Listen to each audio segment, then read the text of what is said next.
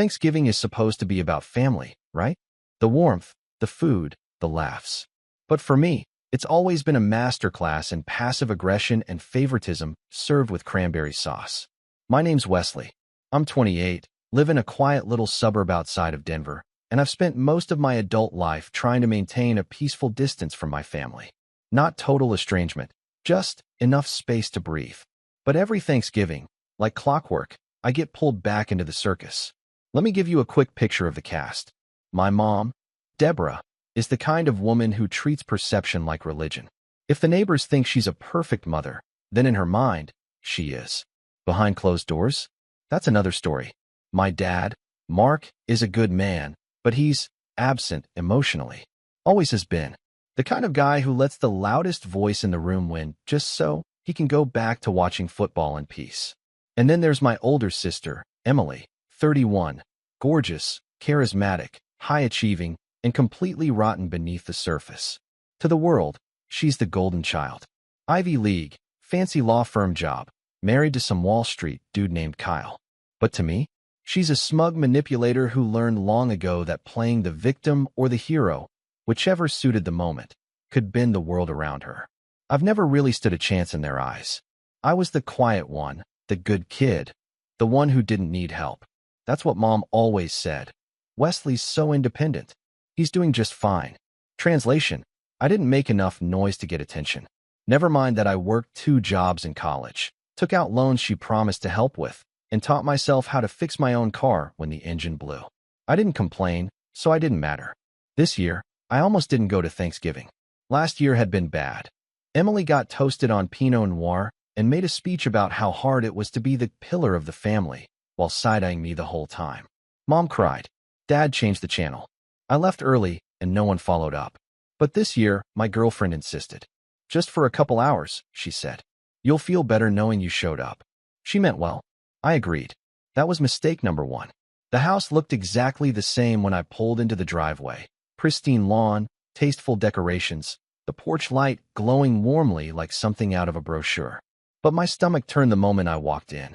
Emily greeted me with a loud "Wes," like I was a long-lost cousin, not the guy she once told to be realistic when I said I was starting a business. She air-kissed me and made a show of introducing me to her new puppy, a golden retriever named Bentley. He's my baby, she said, cradling him in her arms like a toddler. Kyle got him for me after my miscarriage scare. Just like that, I was behind on the sympathy scoreboard, and dinner hadn't even started. Mom came bustling in from the kitchen, apron on, cheeks flushed from wine and oven heat. Wesley, oh, honey, you're thinner than last year. Are you eating enough? Not how are you? Not I missed you. Just commentary on my body like I was a loaf of bread she'd left in the oven too long. I smiled politely. Nice to see you too, Mom. Dad gave me a firm handshake. Not a hug. Never a hug. Hey, kid, he said, eyes already flicking back to the TV behind me. That was his version of affection. I used to resent it, but by now it just rolled off me like everything else. Dinner was served around 6. The table was a spread of Pinterest-perfect dishes: glazed ham, roasted turkey, cranberry orange relish, stuffing with pecans. Emily took charge of the seating arrangements, of course. Wes, you can sit there, she said, pointing to the chair next to the trash can. Bentley gets anxious if he's not next to Kyle, so we need him here. I stared at her. She smiled sweetly. You don't mind, right? I minded. But I sat. I always sat. I told myself I was here for the food, for the obligation, for the principle of showing up. I didn't speak much. Just listened. Emily dominated the table with stories about her promotion, her wine club, her therapist. Mom laughed like everything Emily said was stand-up comedy. Dad nodded periodically. No one asked about my job, my life, my girlfriend. I could have told them I'd won the lottery or joined a cult, and I doubt it would have registered. About halfway through the meal, Mom clinked her glass with a butter knife. Everyone, she said, half standing. I just want to say how thankful I am for my family. For Mark, who keeps us all grounded. For Emily, our shining star, who's overcome so much this year and continues to inspire us. She beamed at her. You're going to be the one to inherit this home someday, sweetheart. You've earned it. The table nodded. Emily smirked. Kyle rubbed her back. I sat frozen, fork halfway to my mouth. Did she just say that out loud? in front of me. No pretense, no attempt at subtlety. Just straight up told everyone that Emily was getting the house. The house I helped paint. The house I'd mowed lawns for every summer. The house I spent my teenage years repairing when Dad was too tired or drunk to deal with it. I felt something hot rise in my chest. My hands shook. I looked at Dad. Nothing. Just a blank stare. Like he hadn't even heard. Emily caught my eye and gave a small shrug, like, "What did you expect?" I set my fork down. Carefully. Slowly. Took a sip of water to steady my voice. Then I looked straight at my mom and said, "Wonder if Dad would still toast you if he knew about John from 10 years ago." The silence was instant. The kind that hums in your ears. Mom's smile froze, then cracked. Emily's fork clattered to her plate. Dad slowly turned his head to me, his face blank, but his eyes suddenly very, very awake. Bentley barked. And that was when everything changed. The silence after I dropped that line, "Wonder if Dad would still toast you if he knew about John from 10 years ago," wasn't just awkward. It was surgical. Like I had taken a scalpel and sliced open the glossy, picture-perfect facade of our family, right in front of the turkey and mashed potatoes. Mom's face twitched first. Just a blink, just a flinch, but I caught it. Her lips parted like she wanted to laugh it off, but there was no laugh coming. Emily stared at me like I'd just stood on the table and stripped naked. Kyle glanced between us, clearly unsure if this was some inside joke or a live domestic bomb going off. Dad slowly, carefully, placed his wine glass down. His voice was calm. "Wesley, what did you just say?" I didn't blink. "You heard me." Mom finally spoke. That was completely uncalled for. Her voice shook, not with indignation, but with something else. Fear? Guilt? "This is Thanksgiving. What is wrong with you?" I leaned back in my chair, just wondering if family secrets count when we're giving thanks. No one said anything for a few seconds. Then Emily scoffed and rolled her eyes.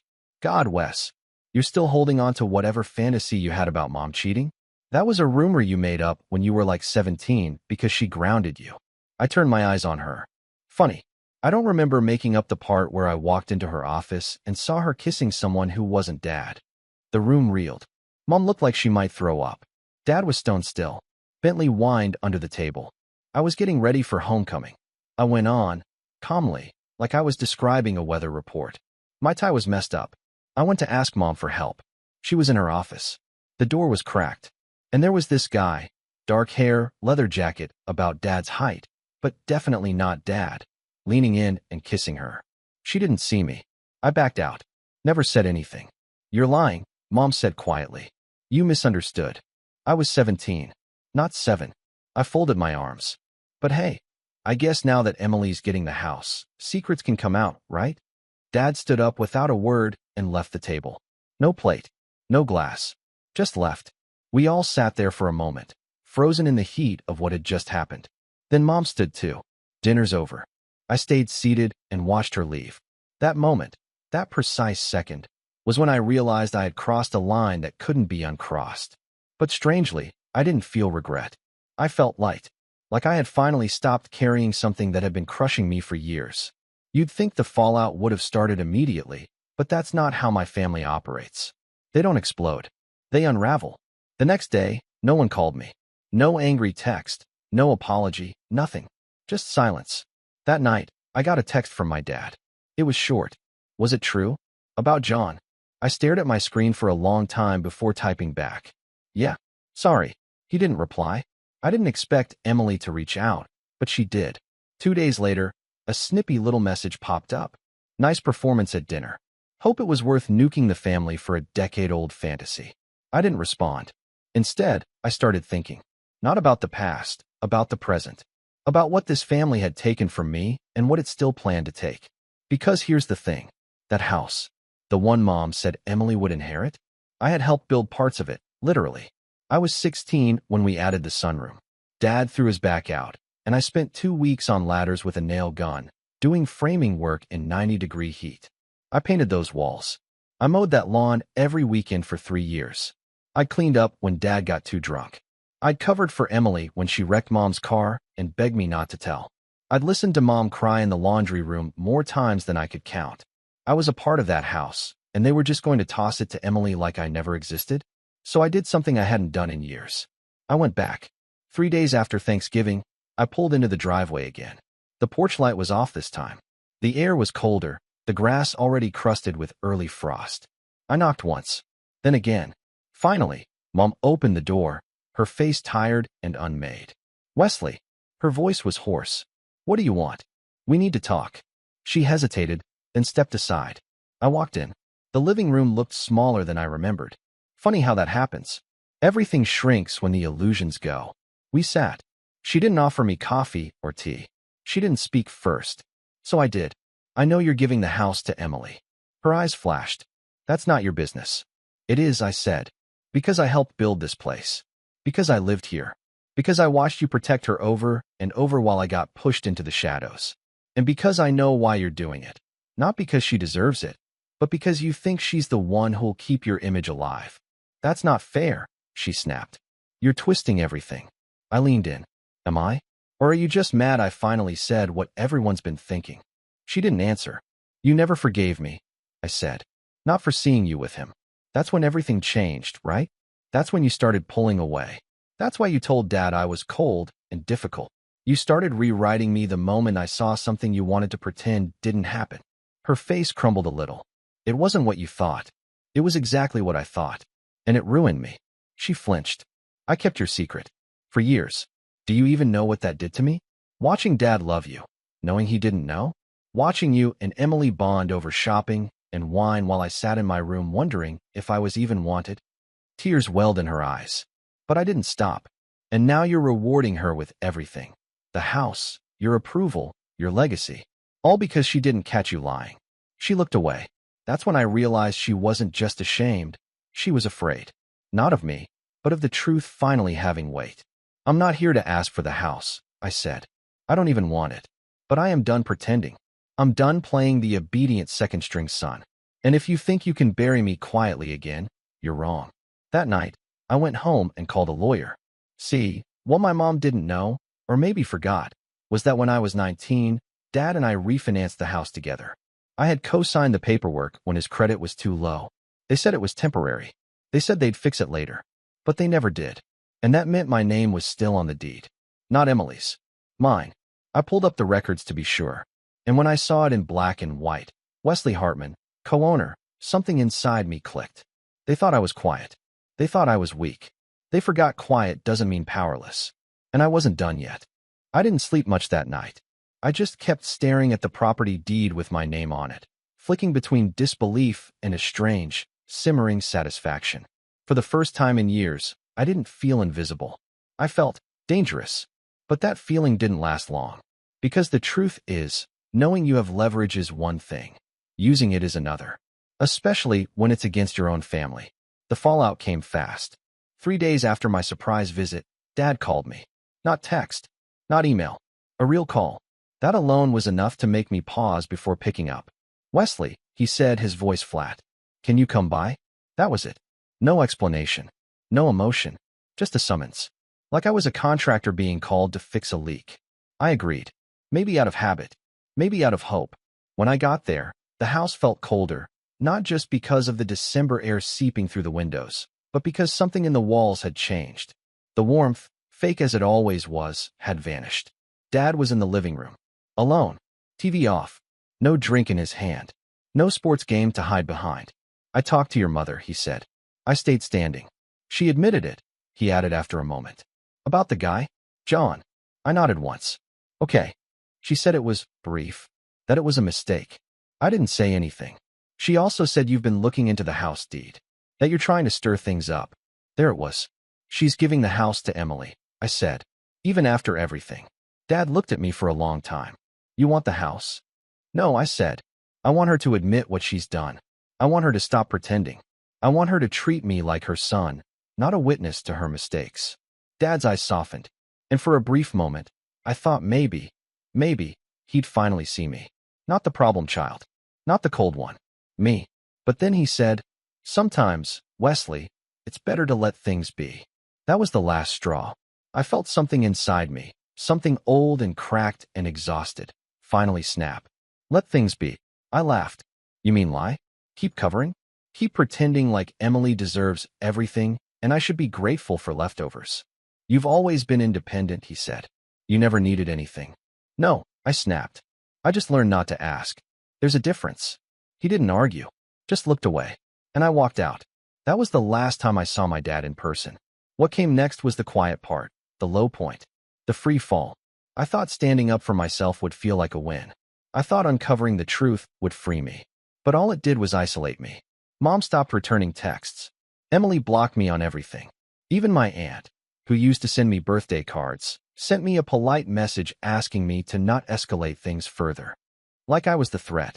Like I had set the house on fire, not just pointed at the smoke. Christmas came and went without an invitation. My girlfriend's family welcomed me with open arms, and I smiled through it. But something ached in my chest the entire time. I didn't miss the people. I missed the version of them I used to believe in. The version I used to fight for. Work got harder. I run a small design firm. Nothing flashy, mostly branding for local businesses, some online contracts here and there. But when you're emotionally gutted, it shows. I missed deadlines. Lost a client.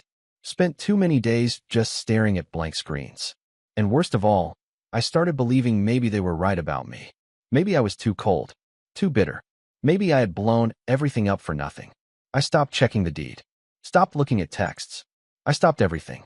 Until one night in January, I found myself driving. Just driving. No destination. Snow coming down hard. I ended up parked outside a diner I used to go to with my dad as a kid. They had this jukebox that always played old Springsteen songs, and booths with cracked red vinyl. I went in, ordered coffee, sat alone, and across from me, a table away, was Mrs. Kellen, my high school English teacher. She looked the same, just a little grayer. She squinted at me. "Wesley Hartman," she said. I blinked. Yeah, hi." She beamed. "My goodness. I haven't seen you since, gosh, what, 10 years? More, I think. You were always so quiet. But smart." She paused. "I still remember your essay about the Great Gatsby. You were the only one who didn't romanticize him. You said he was a fool chasing a ghost." I smiled faintly. "Sounds about right." She tilted her head. "You doing okay, sweetheart?" And I don't know what came over me.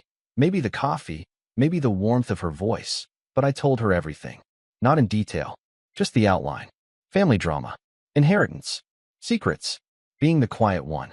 She listened, really listened. And when I finished, she said something that stuck with me. "You know, I always thought you were the strongest one in the room.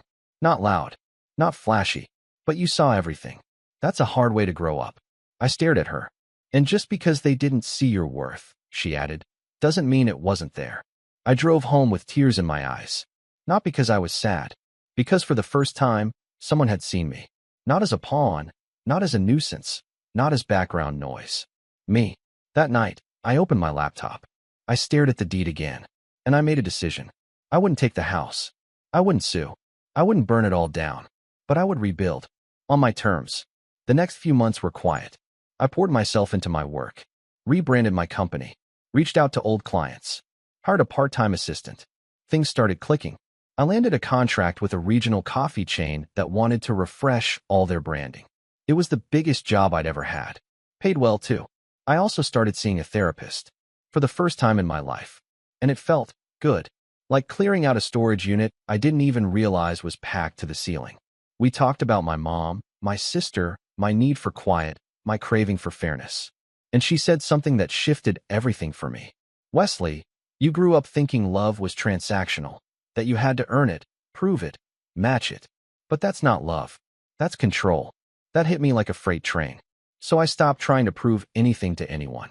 I stopped checking for texts that would never come. I stopped imagining some future where Mom apologized or Emily admitted she was wrong. I let those fantasies die. And in their place, I planted something new. My girlfriend, bless her, stayed by my side through it all. She didn't push. She didn't demand.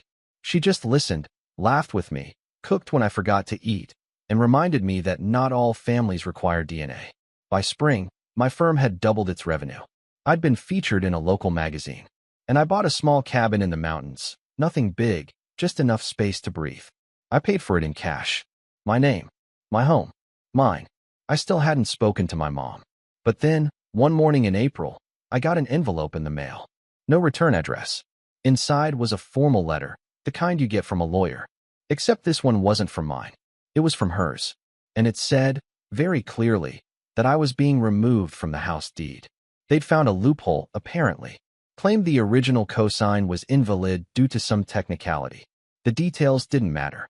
What mattered was the message: we don't want you to have a stake. We never did. They were trying to erase me. Again.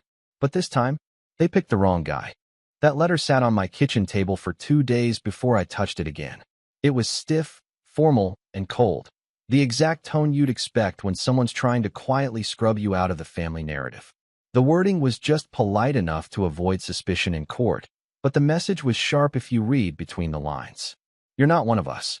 You never were. It was a punch to the gut. Not because I wanted the house. I didn't. I had already built something better on my own. But because they had gone out of their way, spent time, money, and probably some late-night scheming sessions just to erase me.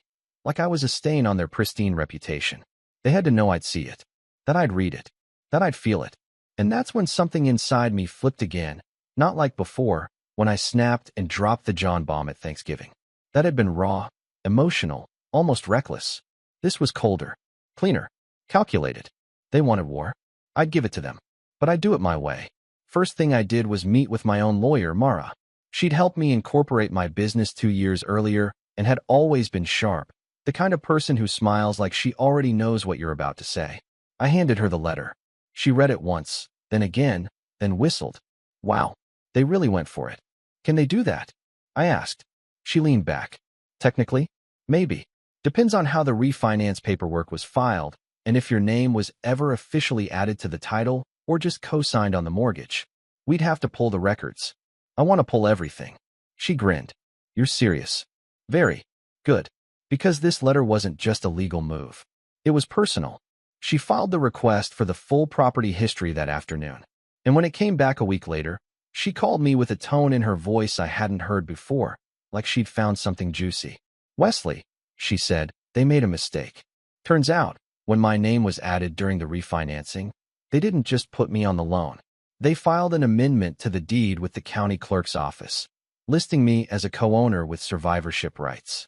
Mara explained what that meant. If your parents had passed without changing the deed, the property would have defaulted to you, regardless of the will. It's rare. Most people don't do it that way unless they really trust the co-signer. I almost laughed. My dad probably didn't even read what he was signing. Exactly. And because of that, removing you now would require your signature, which, unless you've developed amnesia, you're not giving them. I sat back in my chair. So this letter is bluffing. Not just bluffing, she said. It's based on ignorance. They probably had a lawyer who didn't dig deep enough. Or maybe they were hoping you didn't know better. They picked the wrong guy. That's what I told myself when I saw your name in all caps on the deed. We both laughed. And that's when the first domino fell. I didn't respond to the letter. Didn't call. Didn't send an email. Instead, I filed a formal affidavit of ownership with the county, something Mara recommended to reinforce my stake in the property. It wasn't a lawsuit. It wasn't aggressive. But it was a loud, clear signal. I know what you're doing. And I'm not moving. Then, I went quiet. Because silence makes people nervous. It took 3 weeks. 3 weeks of them not hearing from me. 3 weeks of that affidavit sitting in public records. 3 weeks of Mom probably pacing in her kitchen, trying to figure out why her little chess move didn't work. Then, she called. I didn't answer. She tried again the next day. Left a voicemail. Her voice was tight, like she was squeezing words through her teeth. Wesley, I'd really like to talk. Just call me when you can. I let it sit. Another week passed. Then Emily called. That one I did answer. Because I wanted to hear it from her mouth. Wesley, she said sharply, what the hell are you doing? I smiled. Afternoon, Em. Been a while. Cut the crap. You filed some public notice claiming the house. Are you trying to cause problems on purpose? Just reaffirming my legal position, I said, calm as can be. Nothing personal. She scoffed. It's always personal with you. You're bitter, and now you're trying to drag us down with you. You mean like when Mom tried to remove my name without telling me? That's different. How? Silence. Then, you're not going to win. You're not getting the house. I told you, I said. I don't want the house. Then what do you want? I let the pause stretch. Then I said, you'll find out. And I hung up. That night, I started planning. Not out of revenge. Not exactly. This wasn't about making them hurt. Not the way they'd hurt me. It was about truth. about letting the cracks in their little porcelain empire finally show. But I needed help, so I made a list, not of enemies, of witnesses, old neighbors, contractors, family friends, people who'd been around when the house was being built, people who remembered seeing me sweat in the backyard, fixing gutters, or hauling mulch, people who could confirm I wasn't some ghost floating around the edges of this family. I also pulled records, photos, emails, bank transfers from when I paid for parts of the renovation, a receipt from the time I bought a new water heater out of my own pocket because Mom said they were tight on cash. Each one was a nail, not for a coffin, for a case. Then I created a digital folder, organized, labeled, time-stamped. Mara helped me craft a statement of contributions, not just financial, but labor, time, maintenance, emotional support. And when it was done, I had a 37-page packet that detailed my stake in that home better than any will ever could. But I wasn't done, because the real setup, the real twist, didn't involve courts. It involved Dad. See, what they didn't know was that I'd been speaking to him again. It started with a text, short, simple. I was wrong. Can we talk? I didn't trust it at first. I still don't know if I fully do. But we met. Neutral ground. A diner again, oddly enough. Same cracked booths, different server. He looked older. Not just in the face, in the posture. Like the weight of 40 years of choices had finally settled into his spine. I should have stood up for you, he said, before the coffee even hit the table. I didn't answer. I knew about John. Not right away, but I figured it out. I didn't want to break things. Didn't want to lose everything I'd built. And what did you build? I asked. A museum of denial? He smiled weakly. Pretty much. We talked for a long time. Not just about the house. About everything. The missed birthdays. The passive silence. The nights I cried myself to sleep, and he just turned up the volume on the TV. He didn't defend himself. He owned it. And for the first time in my life, I saw a man, not just a shell. So I made a move. I need something from you, I said. He blinked. Okay. I want you to write a letter. Not for court. For Emily. For Mom. I wanted to say, in plain terms, that I contributed. That you brought me on to help. That I earned my name on that deed. He looked at me for a long moment. Then nodded. I can do that. He sent it to me a week later. Signed. Dated. Thoughtful. Mara said it was a nuclear-level character witness statement. And that's when I knew the setup was complete. I had the documents. I had the witnesses. I had the receipts. I had the truth. But most importantly, I had patience. Because I wasn't going to strike first. I was going to wait until they did. And when they did, when they filed whatever motion or launched whatever public tantrum they were cooking up, I'd be ready. With everything. It happened, fittingly, the day after Mother's Day. I was sipping coffee on my cabin porch, morning fog still curling off the trees, when Mara called. I expected an update on a minor paperwork detail we'd filed, maybe a clarification request from the county clerk. But the first thing she said was, well, they finally made their move. I sat forward. What happened? They filed a civil petition to claim sole ownership of the property, cited undue influence, lack of contribution on your part, and, she actually snorted, emotional estrangement. I blinked. They're trying to say I don't count because we're not close? She read the phrasing aloud.